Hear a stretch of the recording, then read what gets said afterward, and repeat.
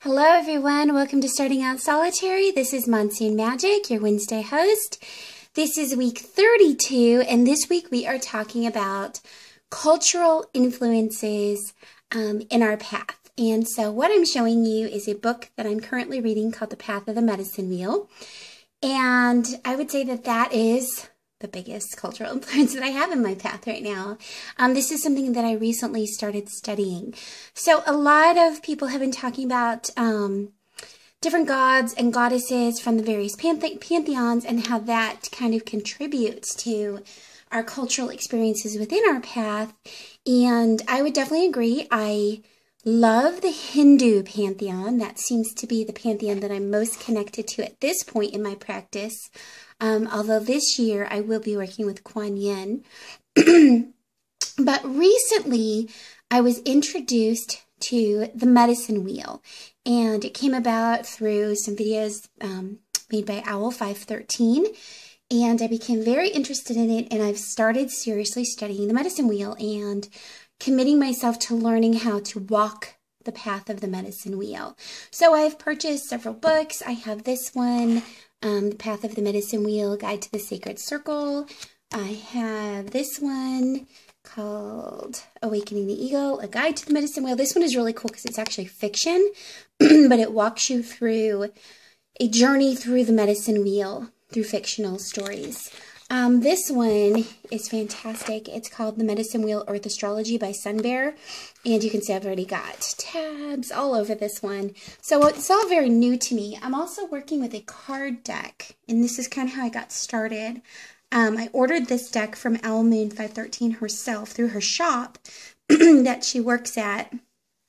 It's called the Spirit of the Wheel Meditation Deck. It came up in one of her videos, and then we had some private conversations about it on Facebook, and I ordered this deck through her, and she sent it to me along with another deck. This is the back of the cards.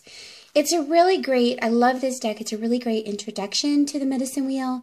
These cards, at this point in my practice, I don't use them for divination at all. I use them more for learning about the medicine wheel, trying to better understand it, and they sit on my altar. So for example, if you're not familiar, the medicine wheel, this is one that I printed off. This is Sunbear's kind of version of the medicine wheel. It very much has the elements. So you have the north, the east, the south, and the west. They're each governed, or they have like a totem animal. So white buffalo is the north, golden eagle is the east, coyote is the south, and bear is the west. And then the moon cycle follows the medicine wheel as well. And then there's creator in the center. The clans are here, and the clans are elemental. So like frog clan is water, and butterfly clan is air, turtle clan is earth, and thunderbird clan is fire. So it's very much, if you practice a Wiccan or earth-based tradition, you're going to see a lot of really cool carryover. And that is one of the things that I've just found fascinating in my study of the medicine wheel. And I'm kind of in my first steps of it. So far, I've studied my moon. They have their own version of astrology. So I am the ripe berries moon. And each moon has the name of the moon, a totem animal, a mineral, a plant, and a color. And I don't want to try to teach the medicine wheel at all in this video because I'm still learning it. But what I do love is we're coming into, today marks the beginning of the rest and cleansing moon. So this is the card from the deck that I showed you. So the rest and the cleansing moon is from January 20th to February 18th. The energies of the rest and cleansing moon are balancing in relationships, self-expression, and boundaries. So those are the areas that I'll be working on for this moon cycle. Because what I'm doing is I'm learning to walk the medicine wheel, which you don't necessarily walk it in the order that it's happening in the planet. It's kind of where you feel you're at in the wheel and where you feel your energies are. But the way that I'm trying to learn it is I'm just going to walk it for a year and follow the moons as they show up. So working with otter, the energy of otter, learning about the mineral and the plant that goes with it. It is also in the north, so the energy of the north is white buffalo, which is spiritual connection, completion, and wisdom. And then if you look at the stones that take you from the north to creator, it's cleansing, renewal, and purity. So those are just all kinds of, they just kind of give you lots of different areas to focus on. So tonight, since it is the new moon, I will be welcoming in the rest and cleansing moon and really figuring out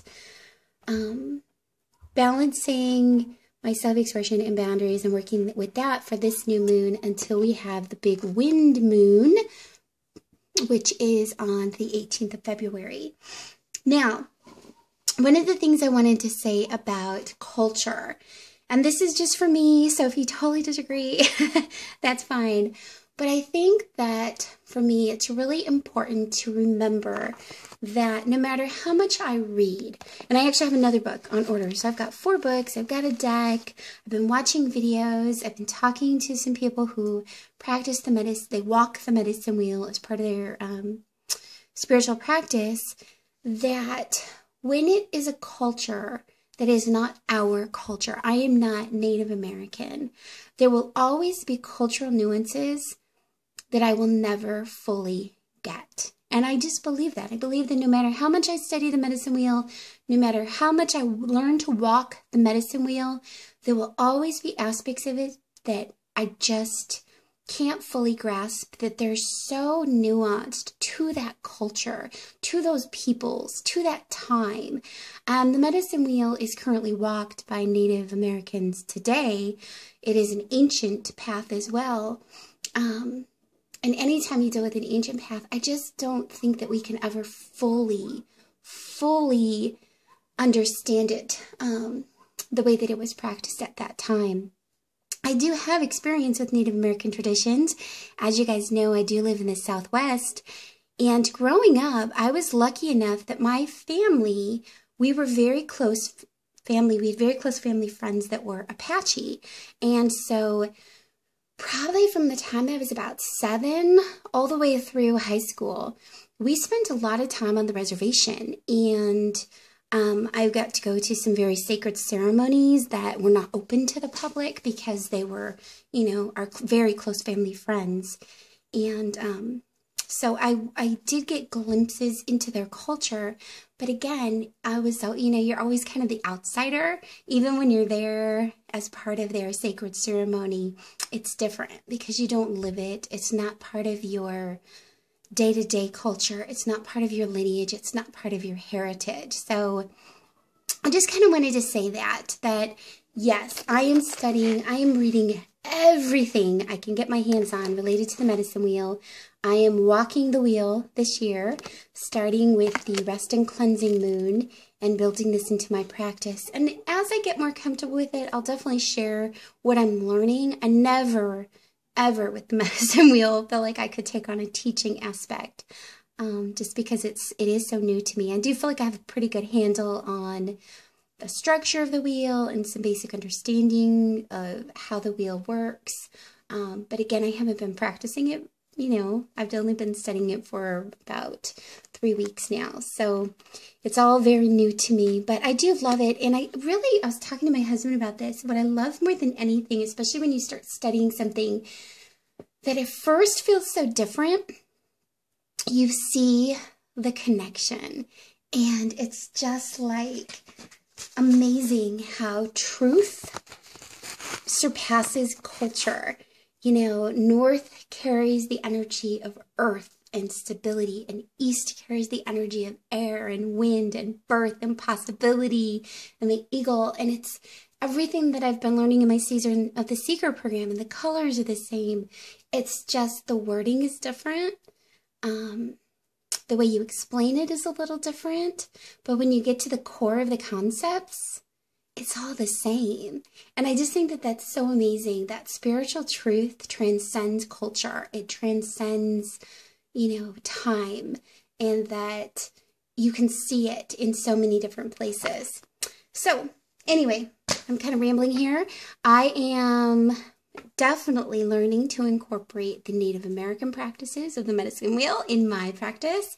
And if you follow me on my personal channel, I will do some updates and share some of these books with you if you're interested in the medicine wheel as well, and some of the things that I'm coming to know as I'm walking it, beginning my first my first journey around the circle of the medicine wheel. So if you have any questions, any comments, please feel free to leave them below. If you have any video suggestions, again, leave those in the comment section or on our Facebook page. We love to hear from you. And until I talk to you next week, I hope you all have a very, very blessed night.